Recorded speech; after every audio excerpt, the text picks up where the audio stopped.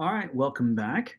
So last time we had rendered our very first Quarto document, and I wanted to take some time talking to you about the rendering window, if you will. So down normally you've got the console down here on the bottom left, but this time we're going to click over on this background jobs tab that just opened up. It wasn't there before, and we can see that it's going to give us a little bit of information. So it says that it's processing the file untitled.qmd, and it's going to create an output file that is a .md file. So .md stands for Markdown. QMD stands for Quarto Markdown. And it's using something called pandoc. Pandoc is pan meaning universal and doc meaning document. So pandoc is a universal document converting language, and it's going to turn our Quarto Markdown document into an HTML file. The rest of this, not super important for us, but it does tell us that the language is English. It does tell us our title is My First Quarto Document, and it does tell the author is me, Gabriel Odom. So the other thing that we could see here is that while as soon as we click the render button, if the document, especially if the document takes a while to render, it's going to give us our steps here, the background job steps. And this is where we can see the names of the chunks. Notice, if you remember, I named one of my chunks using this quote unquote shish kebab case. It's like you take a skewer and poke through all the words to hold it together. One second. So sorry about that. I have all of my devices on Do Not Disturb except for my office phone that I guess I should just unplug, but then IT would get angry at me. So anyway, if I have to pause the video and answer phone calls, that's what's going on there. So back to the shish kebab case. So you think about the idea of a shish kebab is hopefully everybody knows what a shish kebab is, but if you don't, shish kebab. Basically, you take food and you stick the food onto a spike, and then you put it on the grill or put it in the oven. We are going to take the words and we're going to kind of like pretend that there's a spike that goes through all of them to hold them all together. And that's how we name our code chunks. So right here, this one was unnamed, but R still put it into a shish kebab, if you will. It says it's an unnamed and then dash chunk dash one.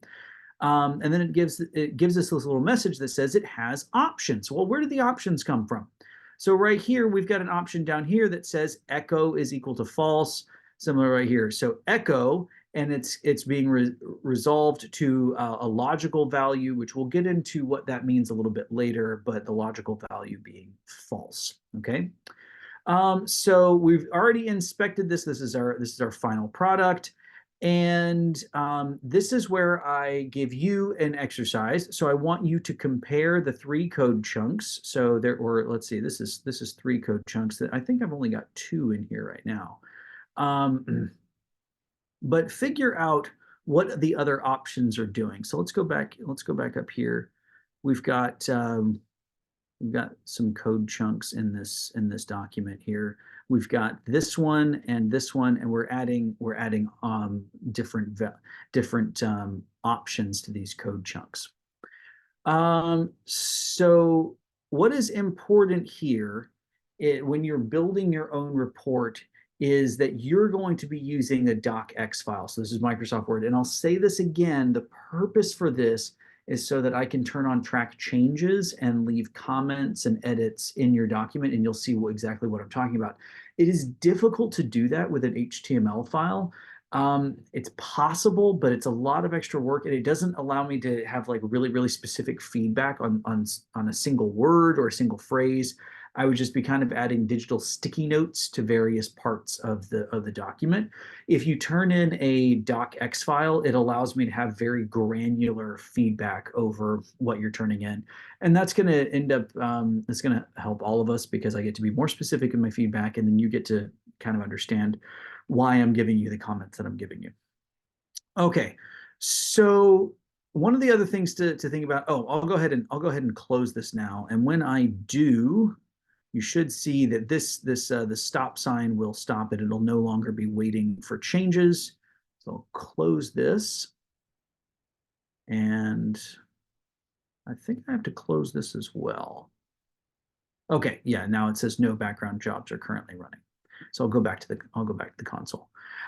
So things to think about. Like everything that you need to know about this and more is all available at this website, quarto.org. So I recommend that you go over here and then go to get started. You've already got this because you're using RStudio.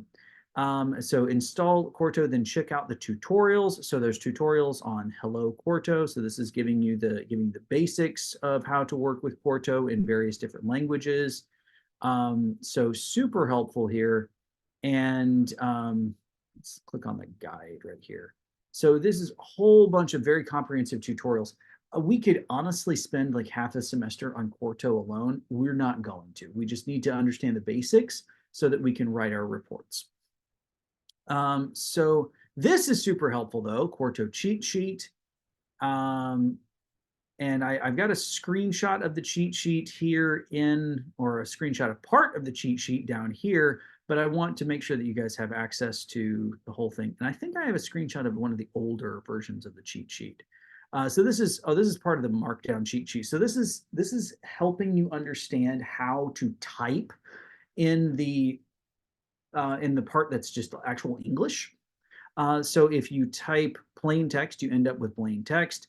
And you can use a single asterisk to give yourself italics, bold asterisk, give yourself, I'm sorry, double asterisk gives you bold, and so forth. So I would just be familiar with this material and use it whenever you need to just come back and reference this as you're like, oh, shoot, I need to add an image, add a hyperlink, add something, add sections, go back, add a block quote, add lists or tables or so forth. For tables, I do recommend, let me show you. So I'm going to go back over here to the Quarto Markdown document. For tables, I recommend that you switch over to the visual editor. It's just a lot easier that way. So let's, oh, sorry, I muted myself. Zoom toolbars. This button that says visual, click on this. And it kind of gives you a little bit of what the document will look like a little as you're typing it.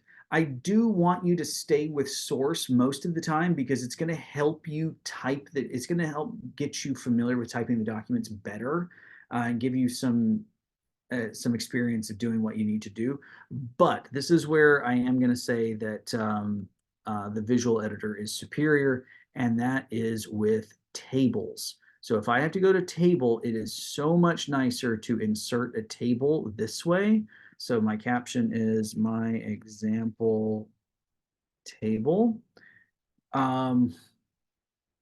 This is really, really nice to give a table this way. And this is what it looks like in the source code. And the reason why is because typing all of this stuff and lining up the columns and the pipes, it's really, really tedious. So it's much nicer to type everything here in the visual editor, especially for tables, and then go back to the source code. Yeah. So anyway, and I'm going to close this. I'm not going to save it. So don't save. All right, but this is basics of Markdown to help you understand how to work with this document. I understand this is a lot of material, but just come back to this and reference this as a guide. I'm not expecting you to memorize it. Quarto, a lot of the stuff that we just covered is here, and including this idea that we can use R, Python, Julia. I don't know what OGS is. I think that's what is that? I know there's a fourth language, but I'm not actually sure what it is. I have not used it before. Okay, so this is where we leave you with some exercises. So there's two sets of exercises. First one is actually this final exercise. The way that you installed the knitter package, I want you to go back and install the tidyverse package as well. So we're going to need it for next class. Now, this is this is what I want you to do, and this is going to take a bit longer. I want you to go back to some of the notes for this class because we're already a few classes into the semester. Go back and find some of the notes that you took for this class, and I want you to turn those notes into a quarto document. Um, and then the other thing is, I want you to find a meme. I think I've seen every meme. I'm kidding, I haven't actually, but it's always nice to see memes that students send me. Some of them are funny. Some of them I worry about you guys, but it's anyway. So find me some good memes and send them to me. And then so write some notes or find some notes that you've already written for this class, turn it into a quarto document. And first step, make sure it knits as an HTML document. Make sure that you can render it as a web page, but and use that to check to make sure that you're understanding what's going on. And remember that whenever you render a document, you can leave it open in your browser and go back and forth between your windows, and it will listen for changes. Then you can click refresh and it'll just kind of rebuild it. Once you've got your document where it's solid, where it's doing what you it's got what you need it to, it's got the material that you need it to have, then render it as a Word document at the very end. And the way that you would change that is by going up here. I'll show an example of this. If you change this to docx, that's all you have to do, and then click render. Now I'm not going to do it because I want you guys to see what it does first. But change that to docx, then render it, and it'll give you a Word file. The Word file will have the code that you run and the output and also the commentary all wrapped up in a nice bow. So I believe that's all for this section. The next section, we're going to start on ggplot. So we'll see you next time. Bye-bye.